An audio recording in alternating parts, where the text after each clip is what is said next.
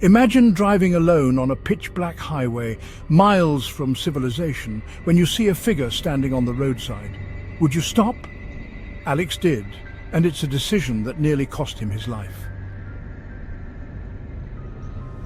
Alex was no stranger to long drives. A freelance photographer, he often found himself on desolate roads in the dead of night. This time, he was driving through the Midwest, with nothing but endless fields and the occasional flicker of a distant farmhouse to keep him company. The highway stretched on endlessly, a black ribbon under the dim glow of his headlights. His favorite playlist had long since ended and fatigue was starting to creep in. He glanced at the dashboard clock, 11:57 p.m. Just as Alex considered pulling over to rest, he saw her, a lone figure standing on the shoulder of the road. Her silhouette was illuminated by his headlights, revealing a woman wearing a long, tattered coat.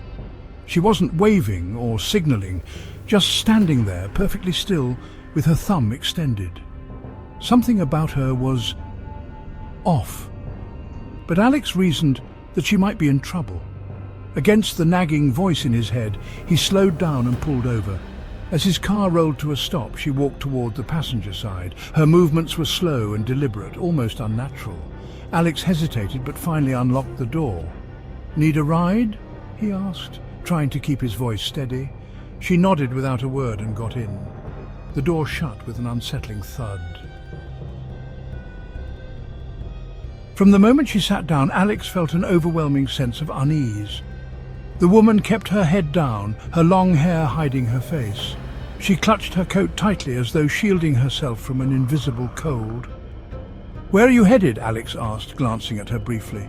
No response. Minutes stretched into what felt like hours.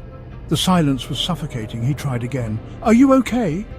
This time she replied, her voice barely above a whisper. "Just drive." A chill ran down Alex's spine.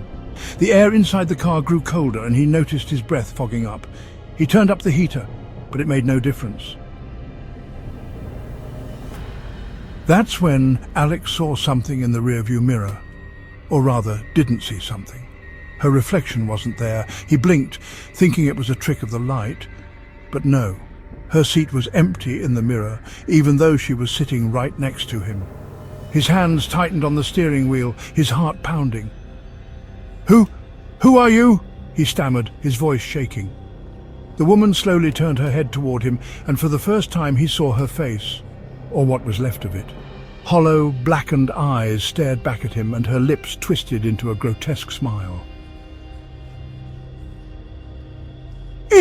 "You shouldn't have stopped," she said, her voice echoing unnaturally in the confined space of the car. Panicked, Alex slammed on the brakes. The car skidded to a halt on the side of the road.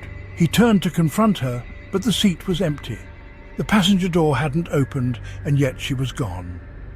Trembling, Alex looked ahead, and his blood ran cold. She was standing in the middle of the road, staring at him with that same twisted smile. Her figure flickered like a bad signal on an old TV screen. "Drive," she mouthed, though her voice echoed in his head. Alex floored the gas pedal, swerving around her, and didn't stop until he reached the lights of a small diner in the next town.